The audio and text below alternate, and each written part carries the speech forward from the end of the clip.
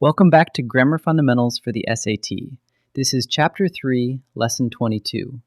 We've learned participles, gerunds, and infinitives one by one. Now let's put them side by side and learn to tell the three verbal phrases apart. We've met three verbal phrases, all built from verbs, but here's the key. None of them acts as the actual verb of the sentence. You tell them apart by how they function. A participial phrase works as an adjective. A gerund phrase works as a noun and ends in ing. And an infinitive phrase works as a noun, an adjective, or an adverb, and usually starts with to.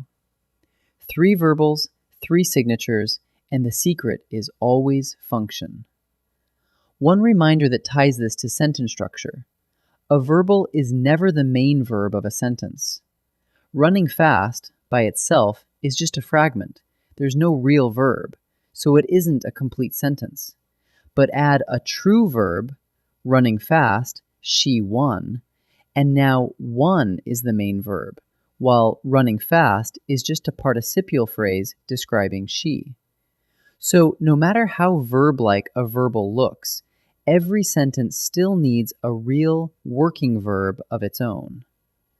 Watch how the very same idea takes all three forms. Sketching the cliffs, Maya lost track of time. Here, the phrase describes Maya, an adjective's job, so it's participial. Sketching the cliffs calmed her. Now, the exact same words are the subject, a noun's job, so it's a gerund. And she loves to sketch the cliffs, the to form, working as the direct object, so it's an infinitive. Identical idea, but the job each phrase does is what names it. The trickiest pair is the two ing phrases, gerund and participial, since both end in ing. Here's the clean split. If the ing phrase acts as a noun, a subject or an object, it's a gerund. Singing in the shower is my greatest talent. That's the subject, a noun, so gerund. But if the ing phrase describes a noun, it's participial. The balloons hanging from the ceiling looked festive. Hanging from the ceiling describes balloons, so participial. Noun job, gerund. Describing job, participial. Let me give you a simple decision flow. Ask these in order. First, does the phrase start with to plus a verb? If yes, it's an infinitive. If not, second, is it an ing phrase doing a noun's job, like a subject or object? Then it's a gerund. Third, is it an ing or ed phrase describing a noun? Then it's participial. Run through those three questions and you'll name any verbal phrase. And remember, none of them is ever the main verb of the sentence. Let's apply the flow. Edging toward the door, the spy listened.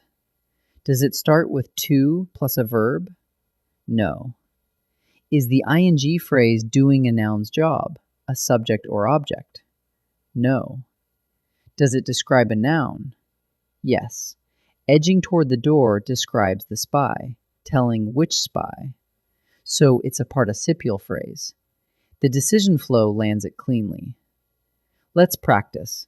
Name each verbal phrase, participial, gerund, or infinitive. Run the decision flow and pause before I answer. Singing in the shower is my greatest talent. The ing phrase is the subject, doing a noun's job, so it's a gerund. Do you want to copy my notes? The phrase begins with to plus the verb copy, and it's the object of want, so it's an infinitive. The balloons hanging from the ceiling looked festive. The ing phrase describes the noun balloons, an adjective's job, so it's participial. Three more. Use the flow. To plus a verb, a noun job, or a describing job. Pause and try each. Working overtime is building up my savings. Working overtime is the subject, doing a noun's job, so it's a gerund. Where did you learn to make pottery? The phrase begins with to plus the verb make, so it's an infinitive. The teacher returned my essay, edited by her aide. Edited by her aide describes the noun essay, an adjective's job, so it's participial. Let's bring it together. The three verbals are sorted by function. A participial phrase works as an adjective, a gerund as a noun ending in ing, and an infinitive, usually starting with to, as a noun, adjective, or adverb. For the two ing phrases, remember, a noun job means gerund. A describing job means participial. Run the decision flow, and none of them will fool you. That completes Chapter 3. Wonderful work. In Lesson 23, we begin Chapter 4 with clauses.